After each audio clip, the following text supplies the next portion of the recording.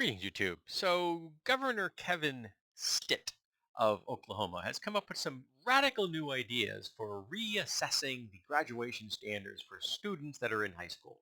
That if they want to graduate, they would have to meet these new standards. And what are these new standards? Well, every student would be given three options. The first option is you go to college. If you have not planning on going to college, you actually haven't been accepted to a college, you don't graduate. You could go to a trade school. If you have not been accepted to a trade school, you don't graduate.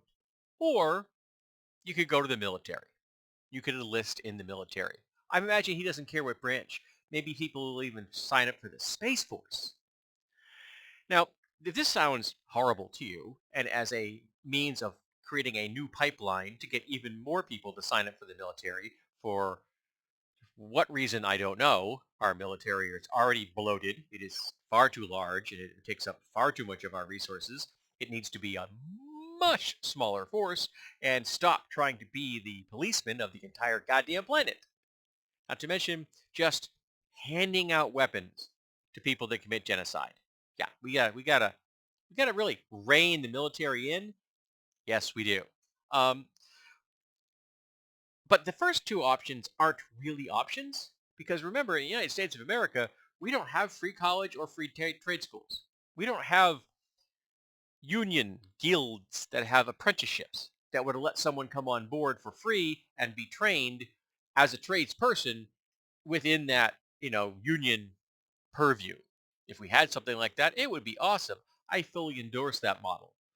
That unions and industries should have guilds that are helping pull people in, give them apprenticeships, teach them, train them, guide them into the career so that tomorrow we have people that are doing the things that are being done today.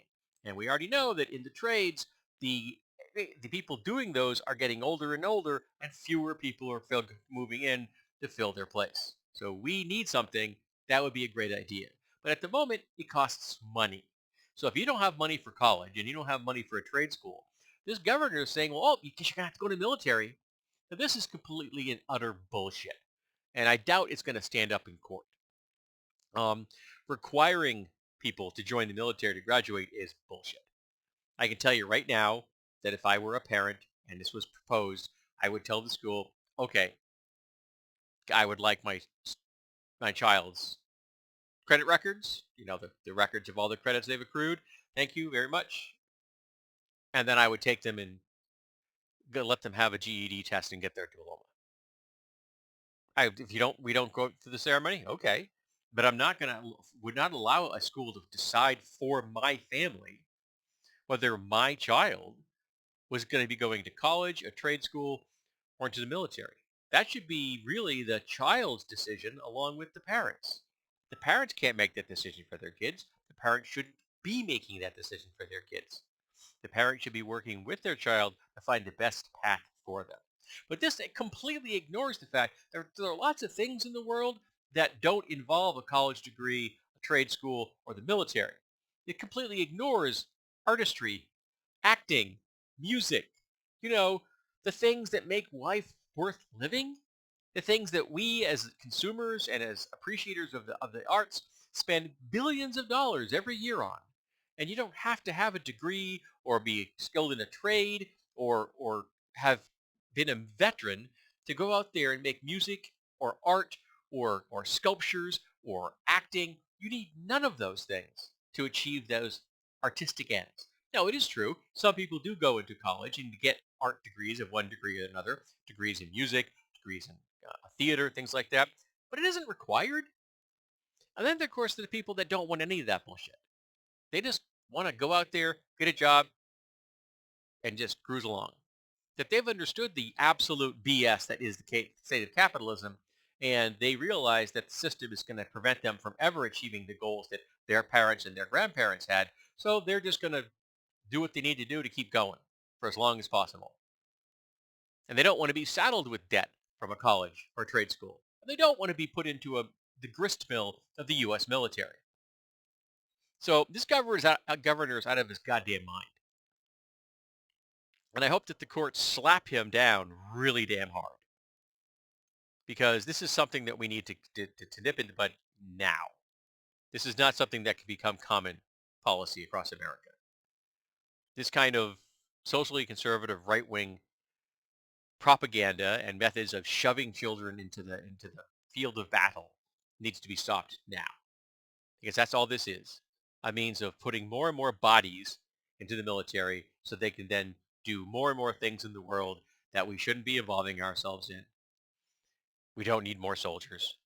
We don't need to be spending as much money as we do. We need to be taking care of the veterans we have. We need to do that. We're not doing that. Every single veteran should have housing and health care and food and education for the rest of their goddamn life. Yep. You want to go in the military? The rest of your life should just be absolutely a cruise. You think that's unreasonable? Well, maybe sending people into battle to die is also considered unreasonable, at least by me. So if you're going to make someone make that choice, you're going to push somebody into that direction, or they volunteered for it, we should take care of them.